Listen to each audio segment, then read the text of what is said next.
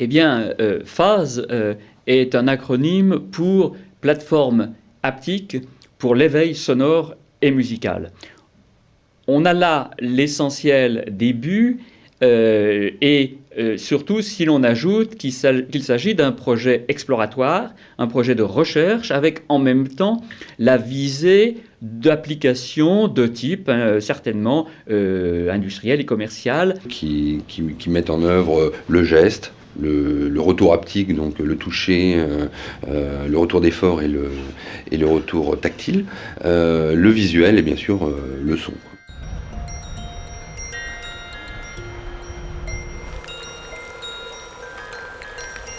On voit que ces trois modalités, l'haptique, le sonore et le visuel, pouvaient coopérer puisqu'on avait comme ça trois partenaires qui chacun était spécialisé dans un domaine et pouvait bénéficier de l'expérience des autres de façon à explorer ce que nous appelons la multimodalité, c'est-à-dire ces trois modalités, non pas posées l'une à côté de l'autre, mais réellement coopérantes.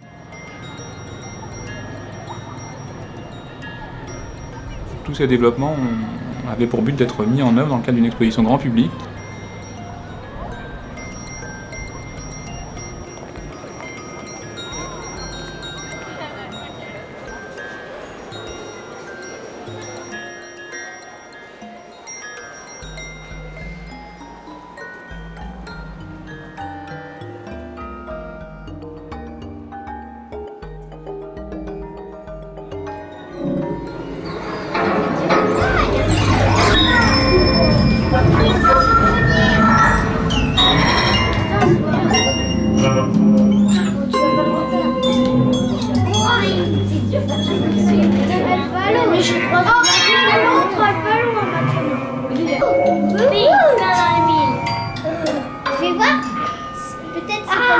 Sur la terre, laisse. Oh là là, mais avance, avance, ah, c'est rigolo comme il le fait. Ah, une météorite. Vite, avance.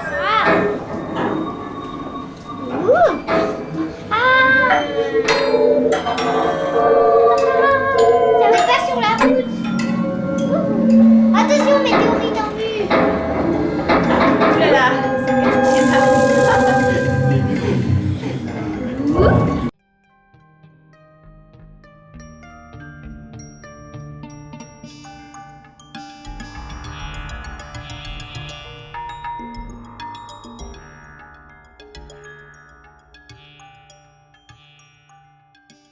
Donc ce type de projet est très intéressant pour nous dans la mesure où ça nous permet d'aborder des applications complètement nouvelles par rapport à nos applications de tous les jours. Donc, nos applications habituelles sont plutôt assez austères. Donc, dans le domaine de la recherche ou dans le domaine de l'industrie, on travaille sur des modèles, sur des représentations de machines complexes, par exemple, dans lesquelles on va faire des opérations, on va simuler des opérations d'assemblage avec du retour d'effort. La perspective de Projet PHASE, c'était de sortir un petit peu de cet univers et d'aborder des thèmes nouveaux. Le cœur du projet, c'est de mettre en relation donc, ces différentes modalités. Et pour les mettre en relation, on a exploité le concept de métaphore du monde réel. Parce que c'est quelque chose qui permet de faciliter l'approche d'un système comme ça à des utilisateurs, c'est de se rapprocher d'eux et d'exploiter des références à ce qu'ils ont l'habitude de voir ou d'utiliser.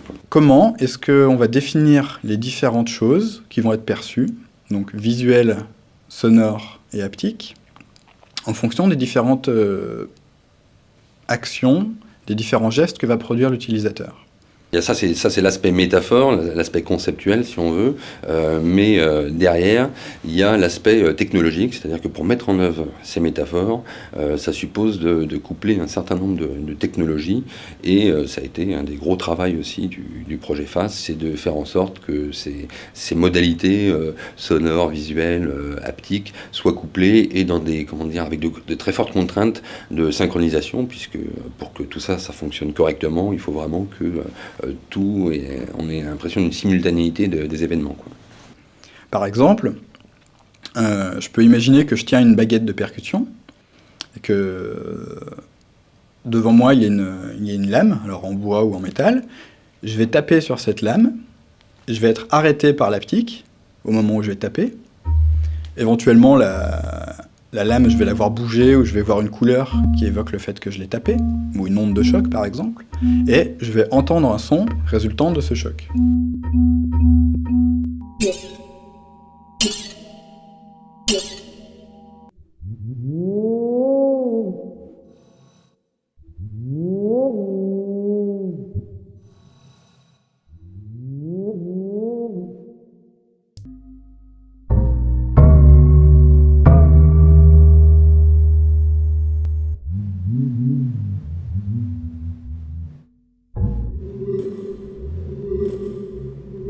Le CEA a développé un certain nombre d'outils logiciels de type rendu de texture, rendu d'objets, rendu d'objets déformables, guides haptiques, qui ont ensuite été intégrés par Apsion et par Ondim dans le démonstrateur final, ce qui a permis de mettre en valeur ces fonctions, un certain nombre de ces fonctions, puisqu'elles n'ont pas toutes été mises en œuvre dans le démonstrateur qui a été exposé à Beaubourg.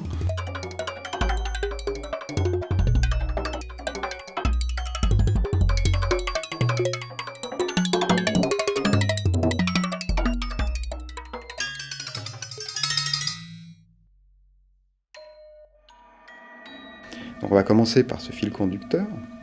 C'est la métaphore du sillon.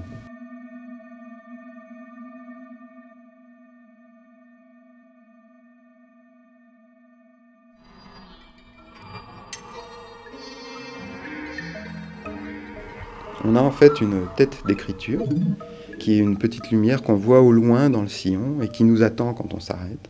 Quand on redémarre, elle avance, elle nous précède.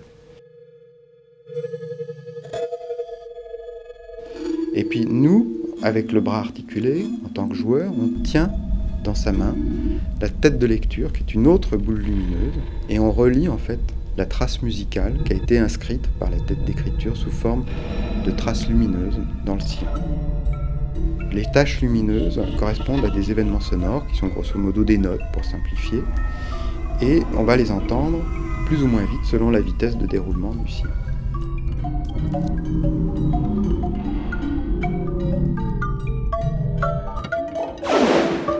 Alors ce système, en fait, fonctionne un petit peu comme un canon.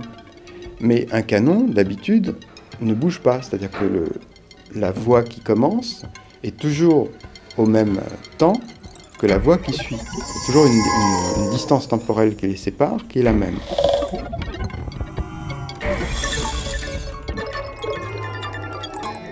Là, en fait, on a un temps qui change tout le temps. Donc c'est pas vraiment un canon.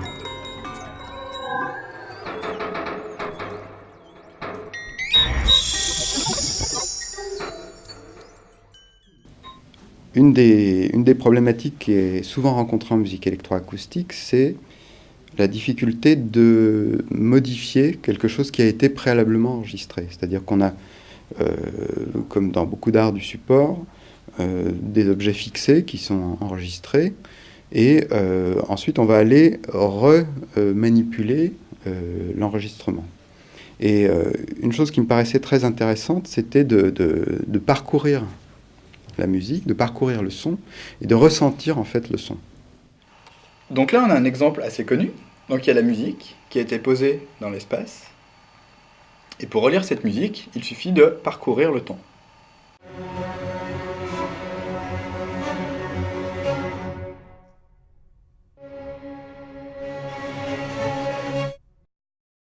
Évidemment, on peut parcourir le temps à l'endroit et à l'envers. On peut aussi se poser à un certain endroit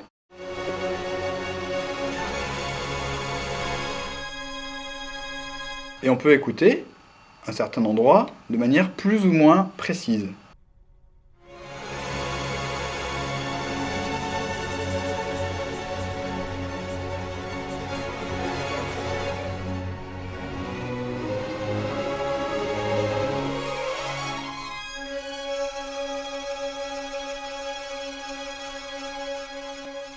Donc pour une musique connue, c'est relativement facile de se repérer. C'est pas forcément le plus intéressant, mais c'est assez amusant, car tout de suite on sait où on est capable de se rendre compte à quelle vitesse on va. Pour vraiment profiter des possibilités de ce système, c'est évidemment plus intéressant de faire une musique adaptée. C'est ce qu'a fait notamment Roland, en proposant plusieurs générateurs de musique, qui, elles, se prêtent complètement à ce type de parcours, de rejeu.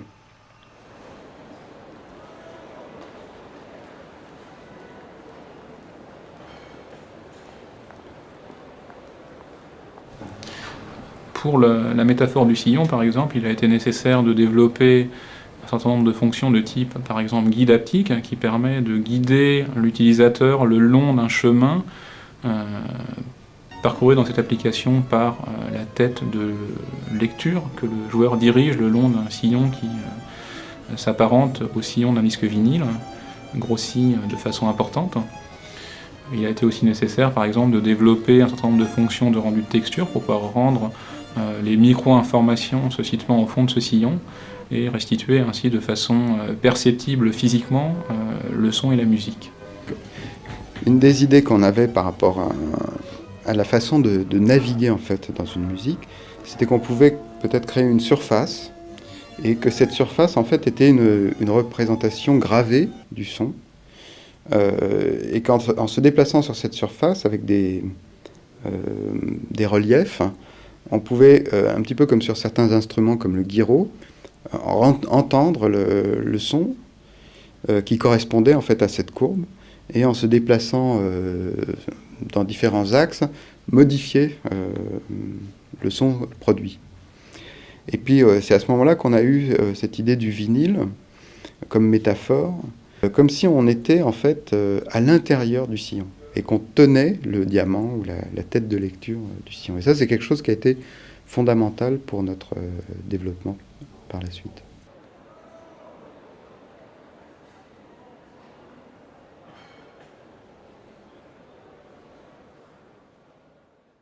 J'ai tout fait pour que ce fameux sillon soit arrondi, souple, que le décor soit le plus ouvert possible, qu'on ait une sensation de flou par rapport au fond du décor, qu'on ne sache jamais vraiment où on se trouve.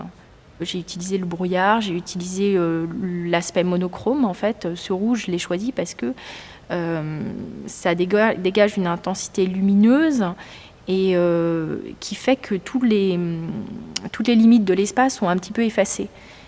Et donc je voulais surtout pas qu'on se retrouve sur une route et qu'on n'ait pas justement cette sensation de découverte du son, de composition avec le paysage.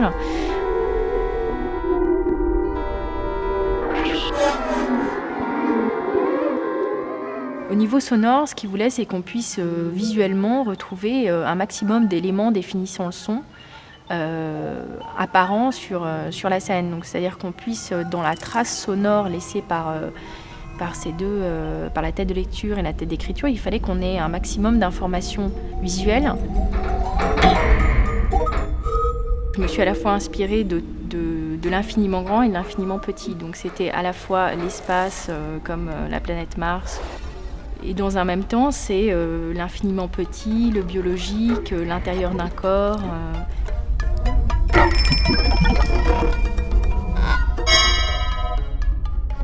L'idée, c'était qu'on soit dans un décor quasiment à échelle 1, donc j'avais envie que le spectateur se sente comme dans un paysage à son échelle. Seulement, ensuite, je les ai redessinés de manière à ce que ce soit un petit peu surréaliste.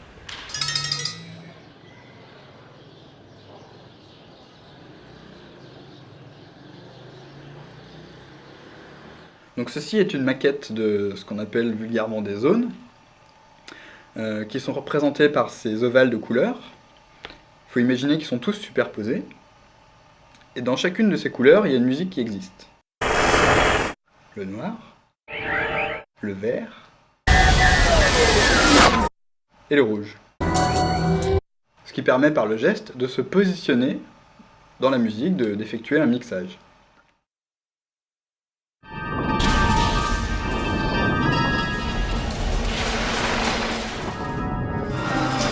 Dans le dispositif, en fait, les zones sont représentées par des espèces d'espaces dans lesquels il y a des herbes qui sont animées en fonction de la position qu'on a à l'intérieur, si on appuie ou pas.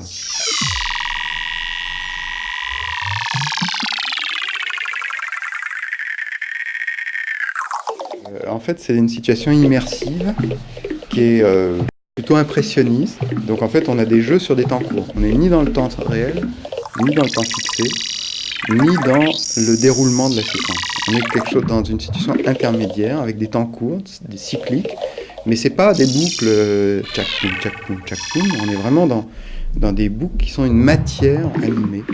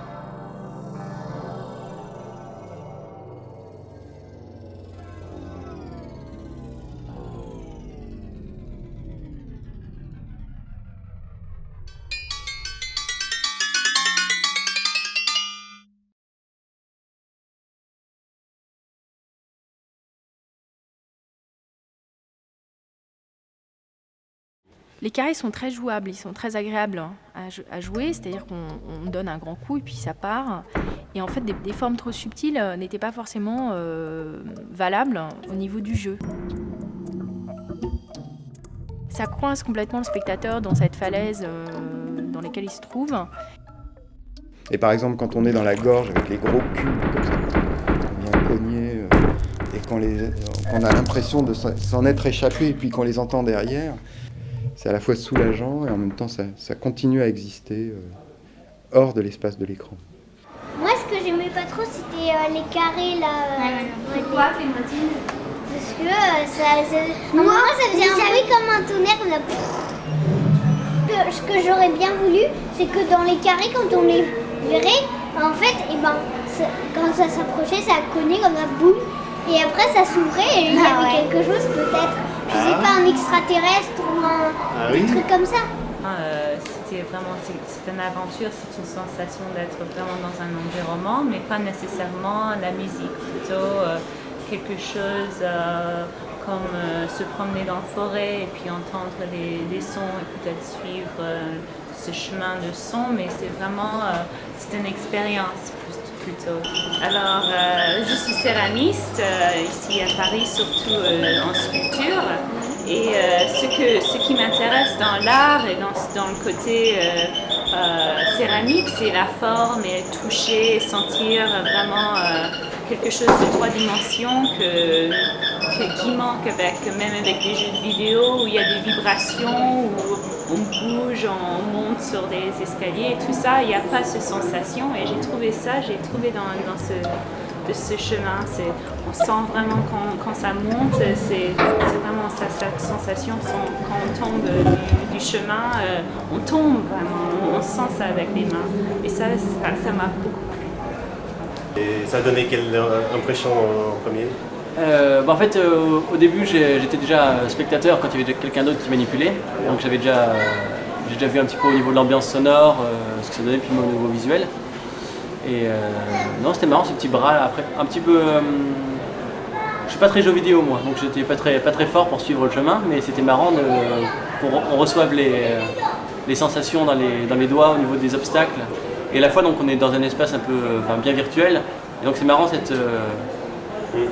cette distance justement qu'il n'y a pas trop en fait.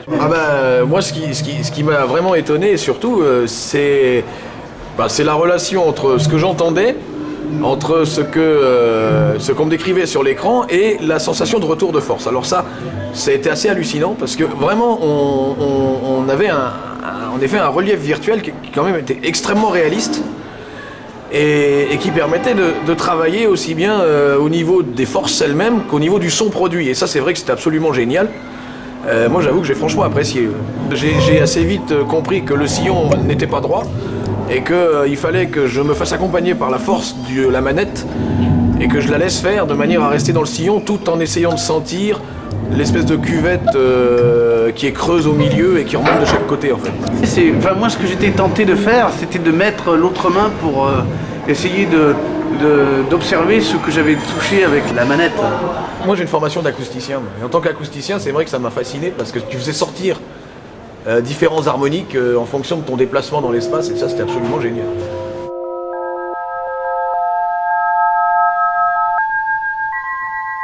On peut pas faire quelque chose de très mélodique parce que c'est basé sur une fréquence et sur ses harmoniques naturelles. Une espèce de truc. Ah oui, ça. Ah d'accord. En fait, là, c'est pas la force qui est là, qui est la maîtresse, c'est le son. Ça pousse à la curiosité permanente et on a vraiment envie d'y rester. Moi, c'est clair que si jamais je retourne là-bas, faut qu'on me file les clés parce que sinon, si je m'écoute, j'y reste quoi. Je décolle pas quoi. Si j'ai ça chez moi, au bout d'un moment, faut vraiment qu'on me coupe le courant parce que je vais.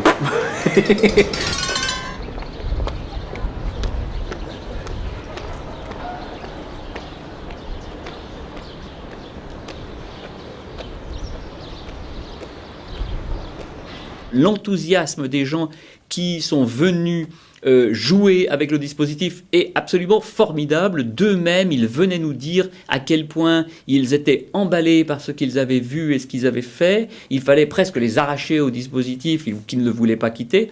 Ils venaient signer le livre d'or sur lequel il y a des témoignages extraordinaires nous disant que oui, c'est vraiment quelque chose d'avenir avec lequel ils ont passionnément joué. Je crois que ça montre l'une des grandes réussites. C'est pas la seule, mais c'est quand même un témoignage extraordinaire de la réussite du projet, d'être capable, avec du son et de la musique, de la vidéo et de l'haptique, bien intégrés, d'intéresser un grand public qui, a priori, n'était pas spécialement destiné à jouer avec des phénomènes sonores, musicaux et autres très complexes.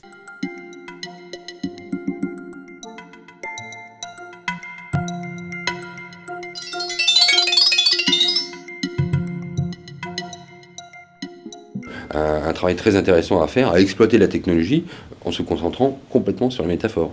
Et là, on peut aller beaucoup plus loin que ce où on est allé. Autre axe vers lequel on pourrait se diriger, c'est de se lancer dans un nouveau projet, mais plus ciblé. C'est-à-dire toujours sur une métaphore d'interaction multisensorielle comme ça, pour contrôler du son et de la musique, mais beaucoup plus ciblé sur un usage précis. Par exemple, pour contrôler un instrument de musique numérique, par exemple, qui est une application très concrète, où les besoins existent, et où on peut imaginer des marchés derrière. Donc, c'est faire aussi passer un projet exploratoire.